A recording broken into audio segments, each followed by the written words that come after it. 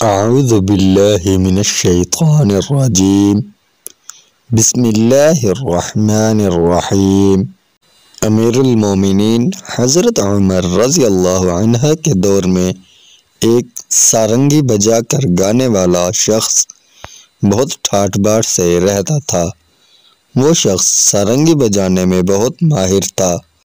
اس کی آواز بہت ہی سریلی اور شیریں تھی۔ جب وہ شخص ساز کے ساتھ گانے لگتا تو سننے والوں پر وجد طاری ہو جاتا تھا۔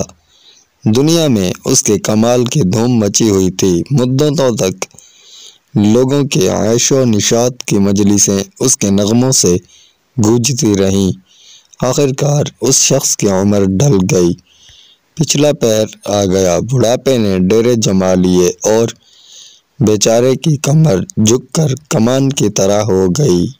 اس کی دل کو لبھا لینے والی وہ آواز اب خراب اور ناکارہ ہو گئی۔ وہ آواز جسے سنتے ہی لوگوں کے دل مچل جاتے تھے، اب وہ لوگوں کے کانوں پر گراں گزرنے لگ گئی۔ یہ بات ٹھیک ہے کہ ہمیشہ ایک جیسے دن نہیں رہتے۔ جب وہ بہت بوڑھا اور ضعیف ہو گیا تو ایک ایک پیسے کو ترسنے لگا۔ اب تو اس شخص کو 2 وقت کی روٹی بھی نصیب نہیں تھی۔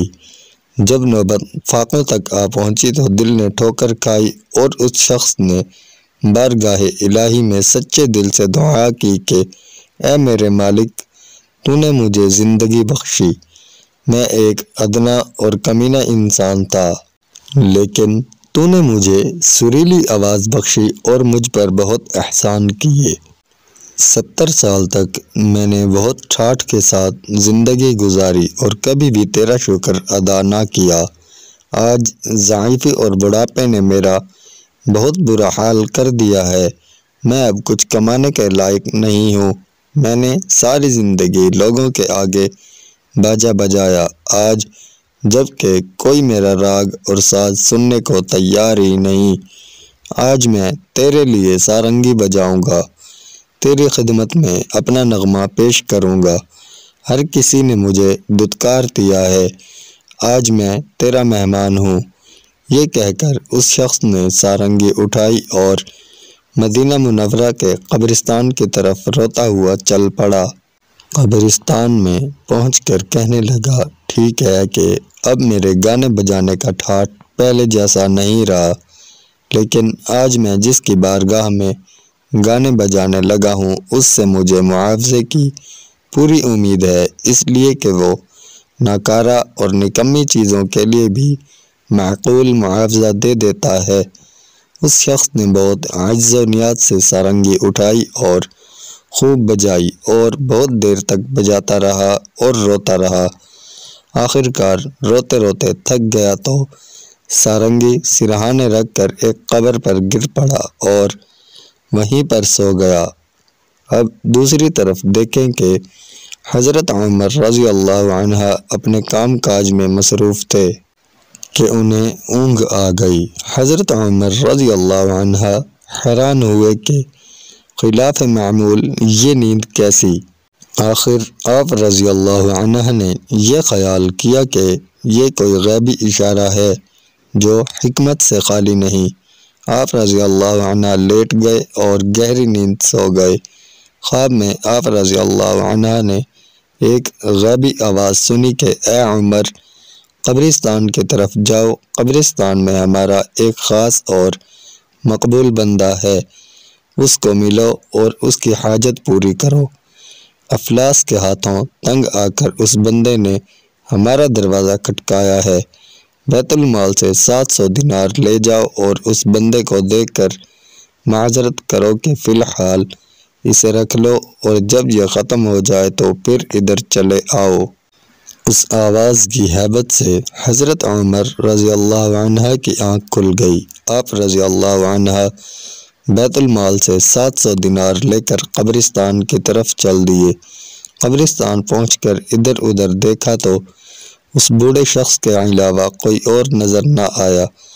آپ رضی اللہ عنہ تھک گئے، لیکن اس بوڑھے شخص کے علاوہ وہاں کوئی موجود نہیں تھا۔ آپ رضی اللہ عنہ دل میں کہنے لگے کہ اللہ تعالی نے تو فرمایا ہے کہ وہاں ہمارا نیک اور مبارک بندہ ہے، اور یہ تو ایک سارنگی بجانے والا ہے۔ گویا یہ اللہ تعالی کا خاص بندہ کیسے ہو سکتا ہے؟ یہ کوئی راز ہے۔ پھر ایک اور چکر لگایا، اور جب یقین ہو گیا کہ اس بوڑھے شخص کے علاوہ یہاں کوئی نہیں ہے تو سوچا کہ اندھیرے میں بھی بہت روشن دل لوگ ہوتے ہیں، کوئی تعجب نہیں کہ یہی بوڑھا شخص اللہ تعالیٰ کا پیارا ہو۔ یہ سوچ کر حضرت عمر رضی اللہ عنہ آگے بڑھے اور احتیاط سے اس شخص کے پاس بیٹھ گئے، ادب کے مارے جگانا مناسب نہ سمجھا۔ اس دوران آپ رضی اللہ عنہ کو چھینک آئی، جس کی وجہ سے وہ بوڑھا شخص جاگ اٹھا۔ بوڑھے شخص نے حضرت عمر رضی اللہ عنہ کو اپنے سرہانے دیکھا تو اس کے اوسان خطا ہو گئے اور اس کے جسم پر کپ کپی طاری ہو گئی۔ اس شخص نے دل میں سوچا کہ اب خیر نہیں، الٹا لینے کے دینے پڑ گئے۔ یا اللہ، تیری دہائی ہے، مجھ مسکین کو بچا لینا۔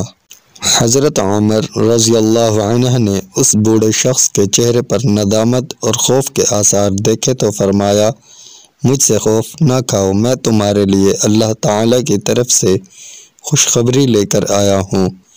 دلاسا دے کر بہت ہی پیار اور عزت کے ساتھ اپنے پاس بٹھا کر فرمایا کہ اللہ تعالیٰ نے تجھے سلام بھیجا ہے اور پوچھا ہے کہ رنج اور غم میں تمہارا کیا حال ہے۔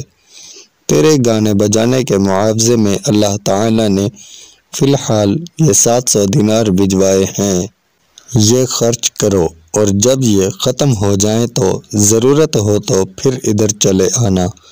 اس بوڑھے شخص نے جب یہ سنا تو تھر تھر کانپنے لگا اور چلا چلا کر کہنے لگا کہ اے میرے مالک، میں شرم سے پانی پانی ہو رہا ہوں، میں کتنا گناہ گار ہوں اور تو کتنا رحیم ہے۔